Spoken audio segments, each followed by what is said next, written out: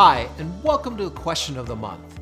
Have you ever felt like you knew your organization could be more successful, but something was getting in your way? For today's question, Richard is going to share what he's learned through his 45 years in the nonprofit sector to answer this question. What holds organizations back from being successful in fundraising?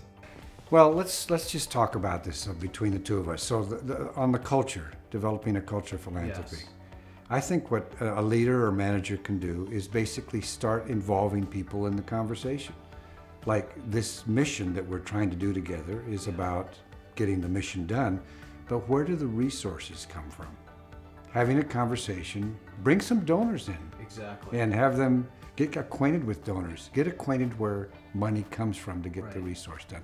I think that's one thing that could be done, but in developing With the intent on getting people to value donors and how they make the mission run. Yeah, I mean, Right? just having them in would Yeah. be a big deal. Yeah.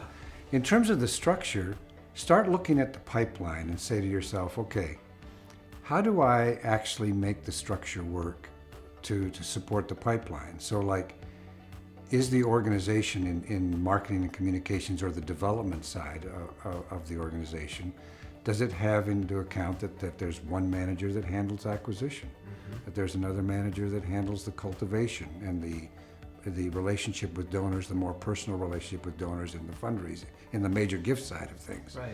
That's some design elements that you could do in there.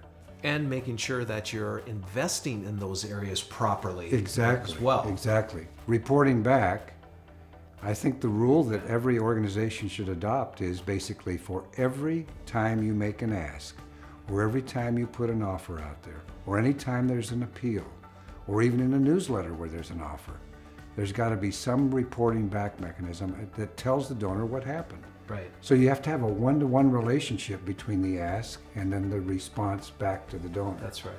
And then on the area of donor offers, Yeah. is start creating them. In other words, like take all of the budget that you have, figure out the main categories of the work that you do, and create a donor for each of the, a donor offer for each of those categories. I mean, that would be a start. Thank you, Richard, for answering this month's question, and thank you for joining us today for this conversation.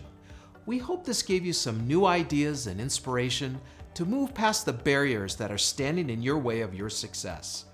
Now, I know it's one thing to hear about strategies to implement a more successful fundraising approach, and another thing to actually do it. But we're here to help.